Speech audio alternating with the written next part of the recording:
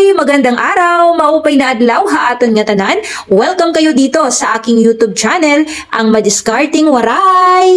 Ngayon ay magluluto ako ng masarap na puto leche flan dahil nga may nag-order sa akin ngayong araw na ito. Kaya naman naisipan ko bakit hindi ko i-video at i-share ko naman sa inyo ang aking recipe. Ito ay napakasarap at perfect itong ating puto leche flan. Ito ay natutunan ko noong pang 2015. Ito yung kauna-unahan kong niluluto at talaga namang napakasarap nito.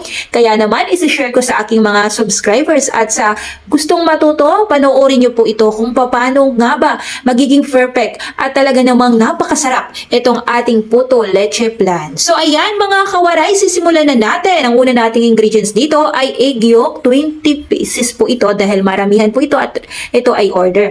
At condensed milk, 2 can, 300 ml. Mix lang natin ito ng mabuti. Pero kung kayo naman po ay pang-sample nyo lang, pang-kain nyo lang, ay pwede nyo po itong kalahatiin, itong ating ingredients. Ngayon ay maglalagay naman na tayo ng lemon flavor. Ito ay 1/2 teaspoon lang. Huwag susobra dahil matapang po ang lasa nitong ating lemon flavor. Sa magtatanong kung saan ko ito nabili, ito ay nabili ko siya sa SM, yung supermarket doon, marami silang mga flavor. Pag itong lemon ang gamitin nyo, napaka-perfect ang lasa niya sa ating leche flan. And then, sasalain po muna natin ito ng mabuti ha. Ang pagsala natin dito ay pangatlong sala kung gusto nyo pang-apat para talagang pinong-pino at wala talagang makikitang pamumuo nitong ating leche flan. So pagkatapos nating salain ng first sala, hugasan po natin yung ating panala para wala tayong makikitang pamumuo niya at talagang tuloy-tuloy ang pagsasala niya. Kaya naman, hinugasan ko muna siya bago ko gamitin at salain ulit itong ating leche flan. Pagkatapos nating salain ito, ayan, itatabi muna natin ito dahil gagawa naman na tayo ng pangputo mixture. Ang una nating ingredients dito ay all-purpose flour, 6 cups po ito at baking powder, 12 teaspoon. Ito ay hindi dapat sosobra. Wash sugar ang ginamit ko, 2½ cup dahil nga ba napakamahal ng ating white sugar, kaya wash sugar ang ginamit ko. And then naglagay ako ng salt at pagkatapos ang evaporated milk, 1 can, 370 ml. Dapat ay palaging may gatas tayong nilalagay sa ating puto para the best ang lasa ng ating puto. Maglalagay naman na tayo ng water, 3 cups ang inilagay ko dito. Hindi ito susobra at hindi rin kukulang itong ating water. And butter or kung wala, margarine, tutunawin nyo yan at 1/3 cup po ang ginamit ko dito. Pag ilagay na natin yan, at saka naman na natin yan hahaluin lahat. Kailangan imimix natin ng mabuti yan para wala pong pamumuo itong ating puto. Once na namix na natin lahat yan, ngayon ay ilalagay naman na natin ang ating egg white. Itong ating egg white na 20 pieces. Lahat ibuhos na natin para the best ang lasa ng ating puto. Kasi wala naman na tayong panggagamitan pa dito sa ating egg white. Dahil ang ating egg yolk nga na ginamit din ay 20 pieces. Kaya naman ang ating egg white ay ilagay na po natin lahat dito sa ating pangputo mixture. Then, imimix lang po natin ito ng mabuti kasi nga mahirap kasi kapag ang egg white dahil nga 'di ba ang kanyang texture talagang sobrang pinong-pino at mahirap siyang i-mix. Kailangan imimix natin. And then, pagka ma-mix na natin, tsaka naman na natin sasalain ito ulit.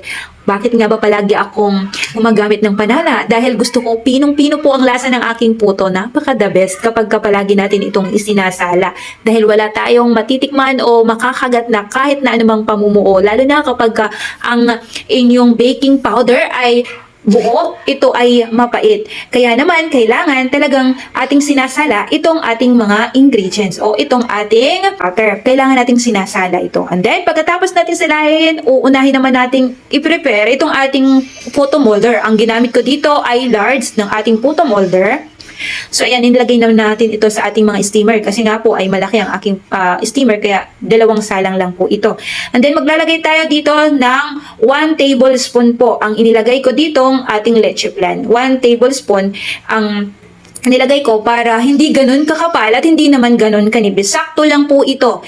Kailangan ay 1 tablespoon lang po ang gamitin nyo. Dahil pag sumobra kayo, mahirap pong lutuin. Dahil nandoon yung matagal and then masusobrahan kayo ng luto kaya mahirap po kapag makapal din po ang ating leche flan. Kaya naman ang advice ko kailangan ay 1 tablespoon lang po. So eto na nga, isinalang ko po siya ng 20 to 25 minutes.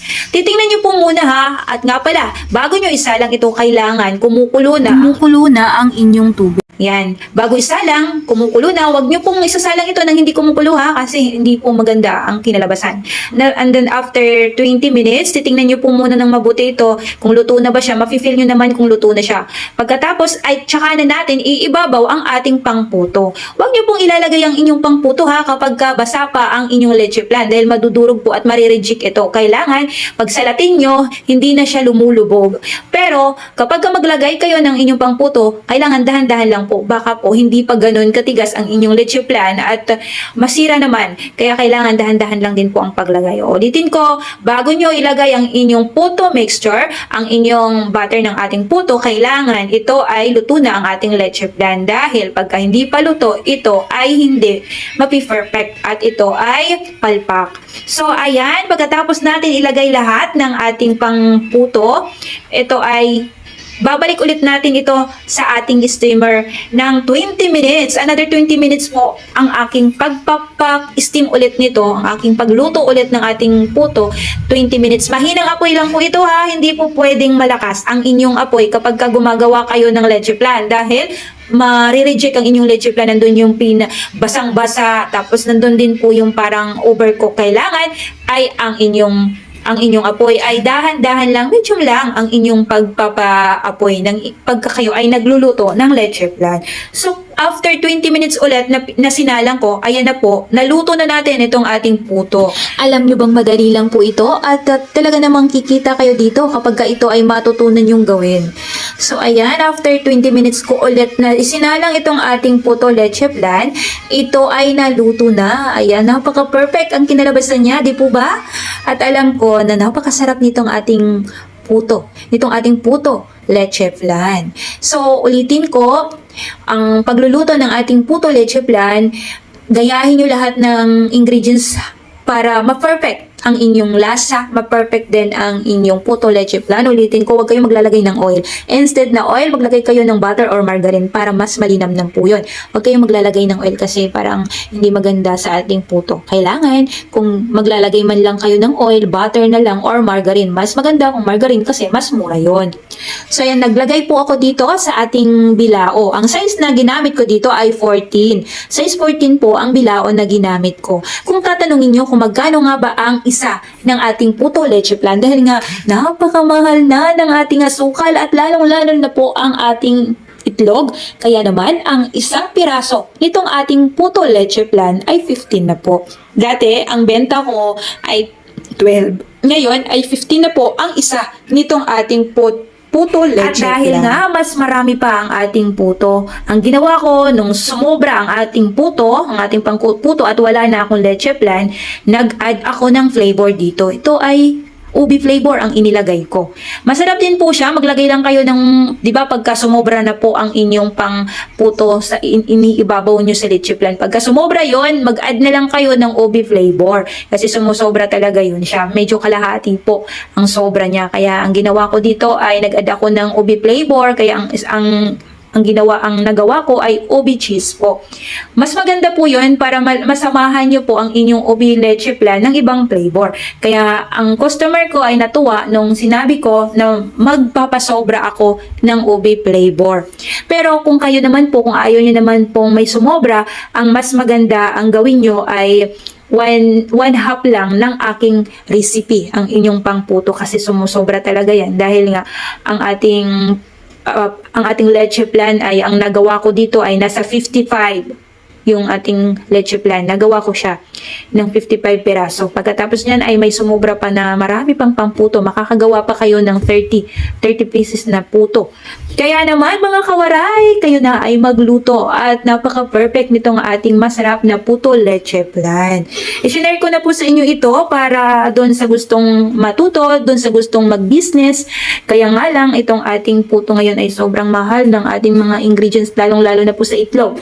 So, ito nga mga kawaray, abangan nyo po itong ang ating pangalawang video. Ituturo ko sa inyo kung paano nga ba ako magluto ng iba't ibang kakanin. Ipagsasama-samahin po natin to sa isang bilao. Ang susunod kong video, abangan nyo po dahil isi-share ko naman sa inyo ang ating malagkit de leche. Ube malagkit de leche. Susunod ko na pong video yan, kaya naman abangan nyo po ito at papakita ko sa inyo kung paano nga ba pinagsasama-sama ko ang ating mga kakanin. So, eto na mga kawaray. Dito sa isang bilao na to nakikita nyo ang dami at iba't ibang puto ang nakikita nyo. Yan po ay isang recipe ng ating leche flan. So, eto na. Ayan, naglagay naman ako dito. Ipapakita ko sa inyo itong kung paano ako magluto ng puto. Ay papakita ko sa inyo kung paano din po ako magluto dito ng malagkit ube de leche.